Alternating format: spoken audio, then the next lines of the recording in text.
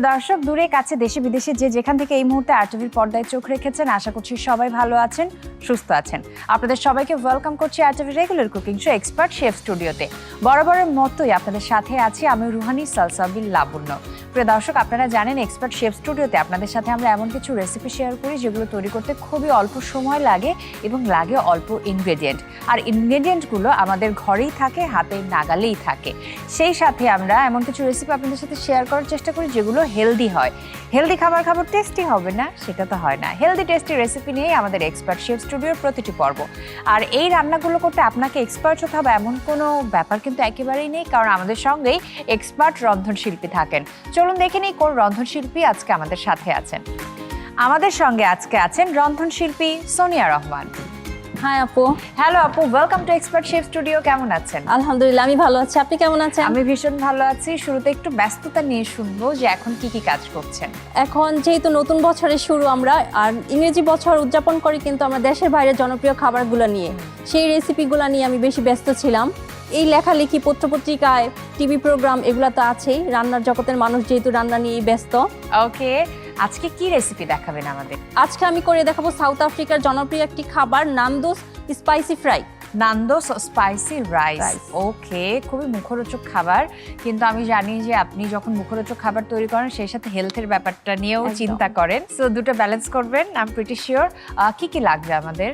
আজকে আমার লাগবে, আমি চিনি গুঁড়া চাল নিয়েছি 500 গ্রাম, সেটা আমি বাসমতি চাল দিয়েও করা যেতে পারে। সাথে লাগছে পাপরিকা, রসুন গুঁড়া, পেঁয়াজ কুচি, চিনি, হলুদ গুঁড়া, চিলি ফ্লেক্স, ধনিয়া গুঁড়া, অলিভ অয়েল, লবণ, মরিচের গুঁড়া, টমেটো, চিকেন স্টক, আর লাগছে আমাদের মটরশুঁটি, আর যেটা আসল উপকরণ সেটা হবে ক্যাপসিকাম লাল। ওকে, তাহলে আমরা স্টার্ট করে দিই প্রসেসটা। আমি প্রথমে চুলাটা জ্বালিয়ে নিচ্ছি। এই যে ম্যাডাম, এবার বুঝেছেন ফ্যামিলি গেট টুগেদার করার রেজাল্ট? এখন তো প্লেট বাসন সাফ করতে করতে তোমার হাতের মেহেদির রংটাই না সাফ হয়ে যায়। কিন্তু সম্পর্কের রং তো উজ্জ্বল হলো, সেটাই বা কম কি। আর এক্সট্রা প্লেট বাসনের জন্য আছে এক্সপার্ট সলিউশন। তাই অর্ডিনারি বার বারবার, কিন্তু এক্সপার্ট জাস্ট একবার। খুব কম উপকরণে আমরা দেশের বাইরে একটি খাবার তৈরি করে দেখাবো আজকে। আমি অলিভ অয়েল ব্যবহার করছি, কেউ চাইলে সাদা তেল, বাটার বা ঘি ব্যবহার করতে পারে, যার যার সুবিধা। ওকে, ফ্রাই প্যানটা আমার গরম হয়ে গিয়েছে, আমি প্রথমে অলিভ অয়েলটা দিয়ে দিচ্ছি 2 টেবিল চামচ। ওকে ওকে, একটা চামচ লাগবে। এটা নান্দোস, এটা সাউথ আফ্রিকার খাবার, কিন্তু প্রথম আসছে তুরস্কের একটি জনপ্রিয় খাবার। তুরস্ক থেকে আসছে আপনার সাউথ আফ্রিকা। ঠিক আছে। এখানে আমি ক্যাপসিকাম নিয়ে একটা কথা বলতে চাই। আমরা বাজারে কিন্তু অনেক রকমের ক্যাপসিকাম দেখি, এখানে আছে 3টা মুখ। 3টা মুখ যেটা, সেটা আমাকে রান্নার কাজে ব্যবহার করতে হবে। আর যদি হয় এখানে 4টা মুখ হতো, তাহলে সেটা আমার সালাদে ব্যবহার করা হতো। ঠিক আছে, আর এটা ঠিক হবে, এটা জাস্টটা একটু বেশি লাগবে যেন আমি ফ্লেভারটা বেশি পাই, সেটা আমার রান্নার কাজে ব্যবহার হবে।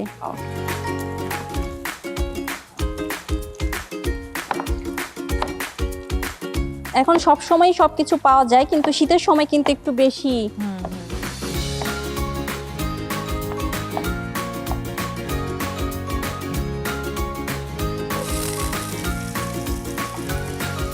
আমরা কিন্তু সবার লাস্টে ক্যাপসিকামটা ব্যবহার করি, কিন্তু আজকে কিন্তু প্রথমে।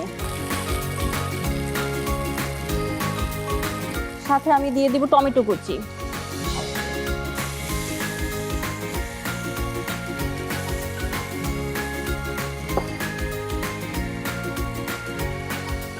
আমি সামান্য লবণ দিচ্ছি, লবণটা স্বাদ মতো যার যার। এই ক্যাপসিকামটা একদম নরম হয়ে যাবে, তখনই আমরা চালটা ব্যবহার করব। এই ফ্লেভারটাই পুরো রাইসটার মধ্যে ছড়িয়ে যাবে। যেটা নান্দোস, যেহেতু নান্দোস সসটা কিন্তু আমরা লাল ক্যাপসিকামটা ব্লেন্ডার করে তৈরি করি। এখন আমি দিয়ে দিব রসুন গুঁড়া 1 চা চামচ পরিমাণ মতো, সামান্য একটু হলুদ গুঁড়া। আমরা কিন্তু রাইসের সাধারণত হলুদ গুঁড়া ব্যবহার করি না, এক এক দেশের এক এক রকম প্রচলন আসলে। হ্যাঁ, 1/2 চা চামচ মরিচের গুঁড়া, আর এটা পাপরিকা কালারের জন্য। ওকে, পাপরিকাতে তো তেমন স্পাইস থাকে না, কালারটা সুন্দর আসে। আমি এখন চিকেন স্টকটা দিয়ে দিব।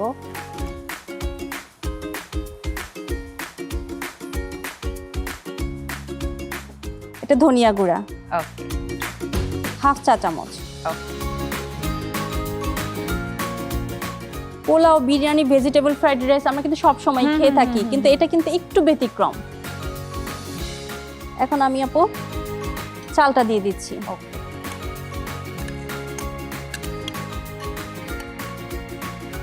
রান্না এমন একটা জিনিস যে এটা না হলে ওইটা, ওইটা না হলে এটা আমি রান্না করতে পারবো না, সেটা না। আমাদের সবসময় মাথায় রাখতে হবে যে এটার পরিবর্তে কি করা যায়।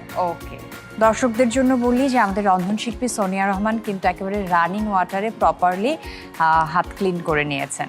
আর আমাদের হাতটাই কিন্তু আসল, হাতে থেকে কিন্তু আমাদের সব জীবাণু ছড়িয়ে যায়। ক্লিন করার ব্যাপারটা যেহেতু চলে এলো, একটু এই ফাঁকে শুনে নিই যে আপনি আপনার কিচেন হাইজিন কিভাবে মেনটেন করেন। আমি সবসময় গরম পানি, লেবুর রস, ভিনেগার দিয়ে সবসময় মানে পরিষ্কার করার চেষ্টা করি।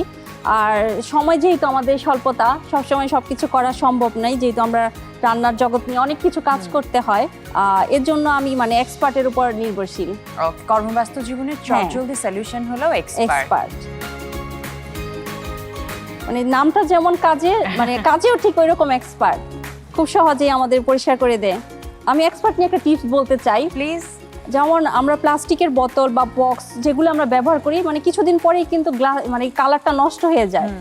তখন আমরা যদি এক্সপার্টটা সামান্য একটু গরম পানির মধ্যে ফেলে আমি কিছুক্ষণ রেখে দেই না, তখন একদম নতুন ঝকঝক হবে। তাই এটা তো আমাকে ট্রাই করতে হবে, আর আমার মনে হয় দর্শকরা অবশ্যই এই হ্যাকটি ট্রাই করবেন।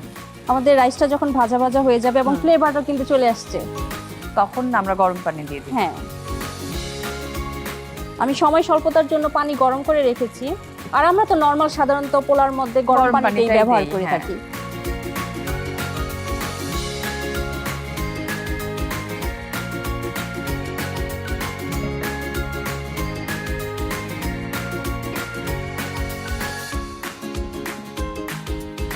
আমি এখন ঢেকে রাখবো।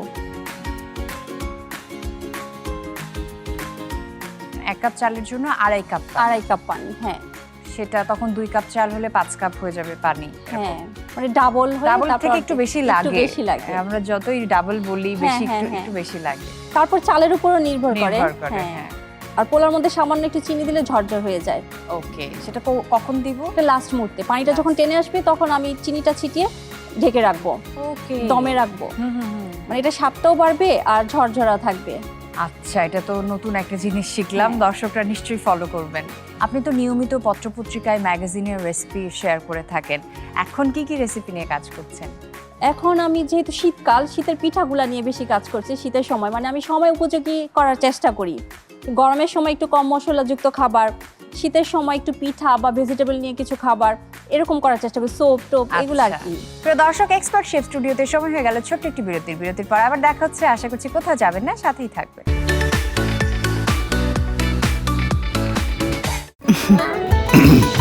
এই যে ম্যাডাম, এবার বুঝেছেন ফ্যামিলি গেট টুগেদার করার রেজাল্ট?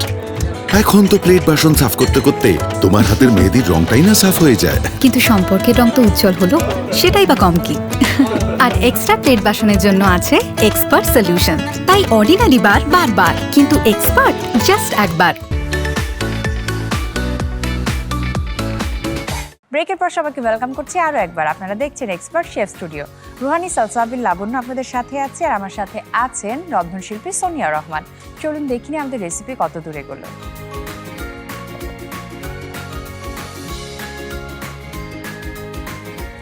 আর 20 মিনিট দমে থাকলে আমাদের চালটা হয়ে যাবে। বাড়িতে সাধারণত কি ধরনের রেসিপি তৈরি করা হয় এবং সবাই আপনার কোন রেসিপিটা খেতে খুব বেশি পছন্দ করে নিজের বাড়িতে? একদম আমার নিজের সব সময়, যেটা আমি নিজে যদি বলি, সবসময় আমার ভাত খেতেই বেশি ভালো লাগে। আর সবাই আপনার হাতের কোন রেসিপিটা বেশি পছন্দ করে? ওইটা চিকেন হোক, বিফ হোক, মানে একটু আলাদা আলাদা, এক এক সময় এক এক রকমের খাবার খেতে বেশি পছন্দ করে। আমি ডেজার্টটা একটু বেশি পছন্দ করি। বাসায় সবসময় খাবারের পরে আমরা ডেজার্টটা রাখার চেষ্টা করি। ডেজার্ট ট্রাই করেন রেগুলারলি? আমি বলি, যেমন গাজরটা এখন শীতের সময় বলি, আর সব থেকে পছন্দের একটা সবজি আমার গাজর। আচ্ছা, গাজর দিয়ে একটা সহজ ডেজার্ট আমাকে একটু শিখিয়ে দেন না, গাজর আমারও খুব পছন্দ। বাচ্চারা কিন্তু সহজে দুধ আর ডিম খেতেই চায় না, আর নর্মাল কিন্তু আমরা ক্যারামেল পুডিং তৈরি করেই থাকি। তো সেখানে যদি আমি সাথে একটু ফুড কালার ব্যবহার না করে যদি আমি গাজরটা একটু ব্লাঞ্চ করে ব্লেন্ডার করে আমি সেই দুধটার সাথে একটু ছেঁকে মিশিয়ে নেই, দমে বসিয়ে রাখি, তাহলে কিন্তু আমার একটা পুডিং হয়ে গেল। ওকে, এটা কালার খুব ইজি। কালারটাও চেঞ্জ, খেতেও একটু ভিন্নতা, আর ভিটামিন মানে অভাব নাই। দুধের পুষ্টি পাচ্ছি, ডিমের পুষ্টি পাচ্ছি, গাজরের সাথে পাচ্ছি। পুষ্টি হ্যাঁ, পাচ্ছি। আমাদের চালটা নরম হয়ে গিয়েছে, এখন আমি মটরশুঁটি দিয়ে দিতে পারি। ওকে, মটরশুঁটি কিন্তু ক্যান্সার প্রতিরোধক, সেই সাথে আমাদের শরীরে সুগার নিয়ন্ত্রণে রাখতেও সাহায্য করে, অনেক অনেক পুষ্টিগুণ। জি, দেখতে কি সুন্দর লাগছে ভালো মটরশুঁটি লাগছে না দেয়াতে। কালারটা? হ্যাঁ, খাবার তো শুধু রান্না করলেই হবে না, দেখারও একটা সৌন্দর্য আছে।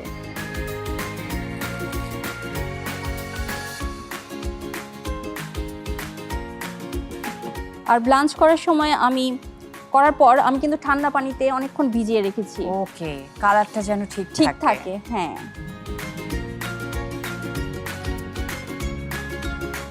এবার কিন্তু দেখতে পারি আমাদের Okay. কতটুকু হয়ে গেল। দেখেন আপু, আমাদের কিন্তু পানি নাই এবং ঝরঝরা হয়ে আসছে পোলাওটা। একেবারে। পোলাও নরম হয়ে গেলে কিন্তু একদম মানে ভালো লাগে না। মনটাই খারাপ হয়ে যায়। আমি নামানোর আগে সামান্য একটু চিনি দিয়ে দিব। ওই ঝরঝরে ভাবটা হ্যাঁ, ঠিক রাখার জন্য। আবার ব্যালেন্স করার জন্য চিনিটা।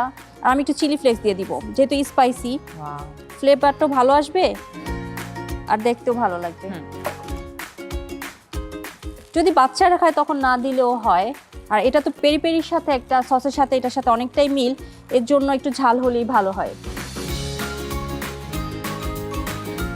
আমি এখন চুলাটা অফ করে দিতে পারি। সার্ভিং এর জন্য বোলটা নিয়ে আসি। ওকে,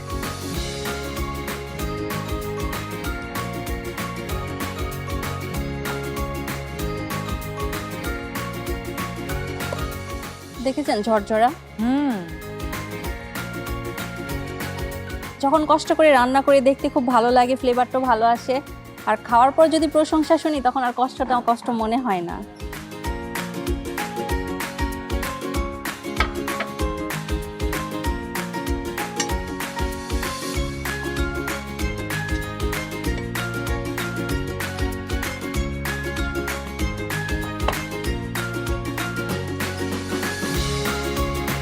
বাহ, এটা সাজাবার কিছুই নেই, এমনি সুন্দর লাগছে কালারটা।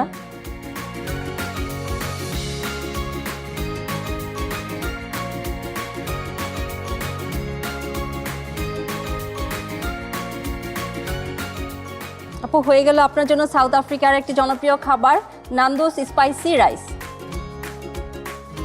থ্যাংক ইউ সো মাচ এই চমৎকার রেসিপিটা আমাদের সাথে শেয়ার করার জন্য। প্রিয় দর্শক, দেখলেন তো কত সহজে তৈরি করা যায় নান্দোস স্পাইসি রাইস, যেটা সাউথ আফ্রিকার একেবারে অথেন্টিক একটি রেসিপি। আশা করছি আপনারা বাড়িতে অবশ্যই তৈরি করবেন, সবাই খুব পছন্দ করবে। তবে যারা মাঝখানে প্রসিডিউরটা একটুখানি মিস করে ফেলেছেন, তাদেরকে আরও একবার দেখিয়ে দিচ্ছি কিভাবে তৈরি করতে হবে নান্দোস স্পাইসি রাইস। প্রথমে একটি প্যানে পরিমাণ মতো অলিভ অয়েল নিতে হবে। তেল গরম হয়ে এলে পেঁয়াজ কুচি, ক্যাপসিকাম, টমেটো কুচি, লবণ, রসুনের গুঁড়ো, হলুদের গুঁড়ো, মরিচের গুঁড়ো, পাপরিকা পাউডার, চিকেন স্টক, ধনিয়ার গুঁড়ো দিয়ে হালকা কষিয়ে নিতে হবে। এবার কষানো হয়ে এলে তাতে আগে থেকে ধুয়ে পানি ছড়ানো পোলাও চাল এবং গরম পানি দিয়ে ঢেকে দিতে হবে। এরপর রান্না হয়ে এলে তাতে মটরশুঁটি, চিনি, চিলি ফ্লেক্স দিয়ে কিছুক্ষণ দমে রেখে নামিয়ে পরিবেশন করুন মজাদার নান্দোস স্পাইসি রাইস। প্রিয় দর্শক, আমরা দেখে নিলাম খুব সহজে নান্দোস স্পাইসি রাইস তৈরি করার পদ্ধতি। আশা করছি আপনার বাড়িতে অবশ্যই তৈরি করবেন। আপু, এর পর কি দেখাবেন?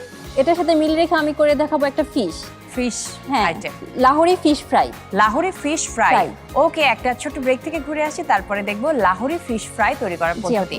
প্রিয় দর্শক, এক্সপার্ট শেফ স্টুডিওতে সময় হয়ে গেল ছোট্ট একটি বিরতির পর আপনাদেরকে দেখাবো কিভাবে তৈরি করতে হবে লাহোরি ফিশ ফ্রাই। বিরতির পরে আবারও দেখা হচ্ছে, আশা করছি কোথাও যাবেন না, সাথেই থাকবে।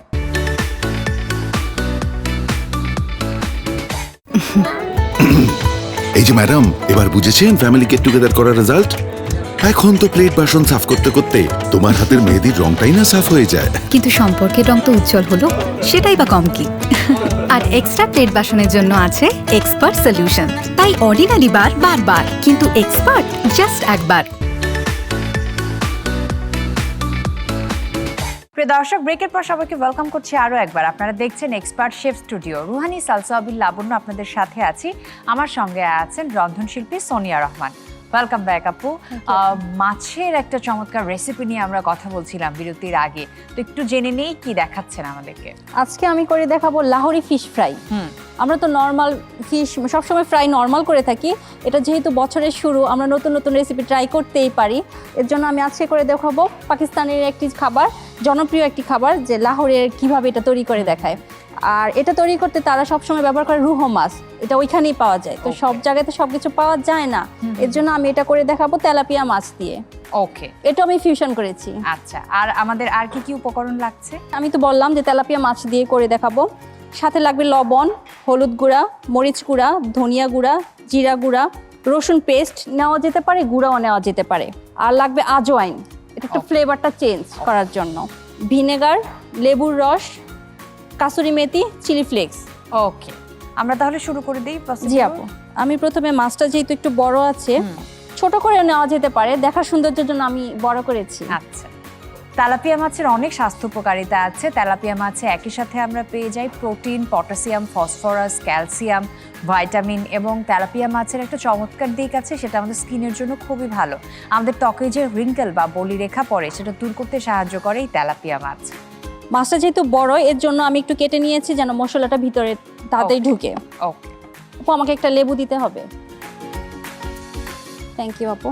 আমি প্রথমে মাছটাকে পরিষ্কার করে ধুয়ে লবণ আর ভিনেগার দিয়ে আধা ঘন্টা ভিজিয়ে রেখেছি। তাহলে মাছের যে একটা আষ্ট একটা পচা গন্ধ থাকে সেটা দূর হয়ে যায়।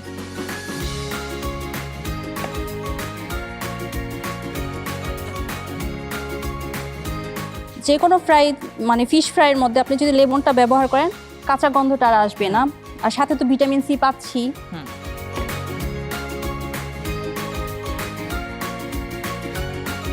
আমি এখন লবণটা দিয়ে দিব। আপু, আমাকে একটা টিস্পুন লাগবে।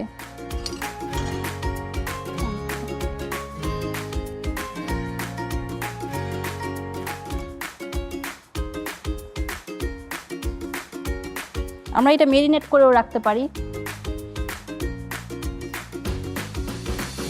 আমি কিন্তু একসাথে লবণটা দিলাম না, কেন দুই পাশে একরকম হবে না। এখন আমি হলুদের গুঁড়া দিয়ে দিব।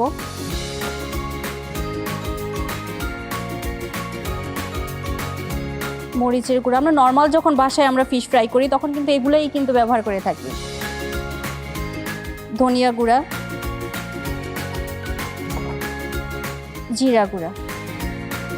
এখন তো আমরা অবশ্যই সরাসরি কুকিংয়ে চলে যাব, কিন্তু যারা ঘরে তৈরি করবেন আপনার এই রেসিপি দেখার পরে, তারা কি মেরিনেট করে রাখবেন? হ্যাঁ। কতক্ষণ? এটা আপনি যদি সকালে খেতে চান বা তারপরের দিন আগের দিন রাতেও করে রাখা যায়। আচ্ছা, আর না 30 মিনিট করলেই হয়, যেহেতু মাছ বেশি মানে সিদ্ধ হওয়ার কোনো ব্যাপার নেই, শুধু মশলাটা ভিতরে ঢোকার জন্য। রসুন গুঁড়া ব্যবহার করছি আমি, পেস্টও ব্যবহার করা যেতে পারে। আর আজওয়াইন সামান্য, ভিনেগার, লেবুর রস, কাসুরি মেথিটাও কিন্তু খুব সুন্দর একটা ফ্লেভার আসে, সাথে একটু চিলি ফ্লেক্স।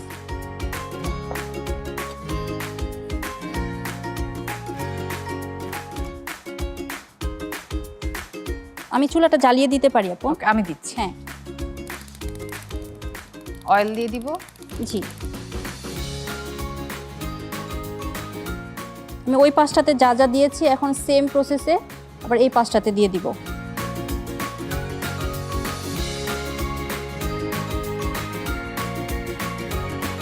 অয়েলটা আপনি একটু চেক করে দেন যে কতটুকু দেব। জি ঠিক আছে। লাহোরে এটা সরিষা তেলই ব্যবহার করে। আমি এইভাবে ফ্রিজে রেখে দিতে পারি অন্তত 30 মিনিট বা 1 ঘন্টা, যাই হোক যতটুকু সময় আমরা হাতের কাছে পাই। যদি আপু আমরা নিজেরা মাছটা ভেজে নিতাম তাহলে এভাবে কিন্তু আমরা তেলের মধ্যে ছেড়ে দিতাম। এখন আমি কিন্তু বেসনটা দিয়ে দিব। আচ্ছা, বেসনটা আমাকে এখানে একটু পানি লাগবে। হ্যাঁ,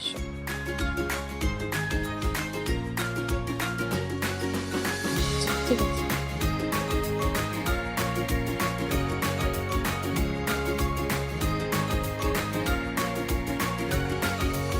যখন আমরা ফ্রাই প্যানে মাছটা দিব তখন লেগে যাওয়ার চান্সটা থাকবে না।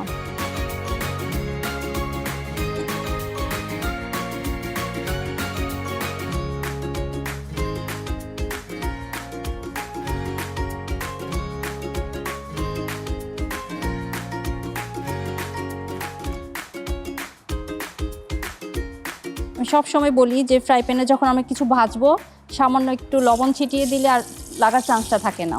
আচ্ছা, এখন আমি মাছটা দিয়ে দিতে পারি।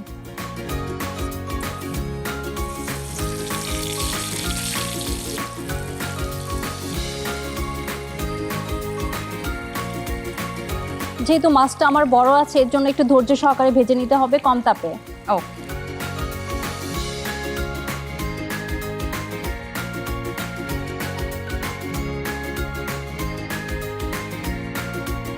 দেখি তাহলে আমাদের এক পিঠ মনে হয় হয়ে গিয়েছে।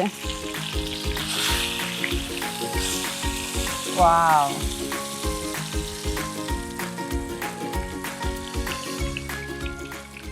আর একটু সময় লাগবে। সময় লাগে।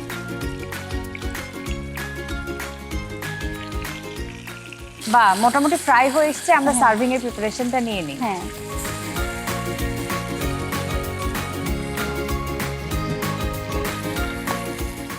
আমাকে একটু হেল্প করতে হবে আপনি। প্লিজ।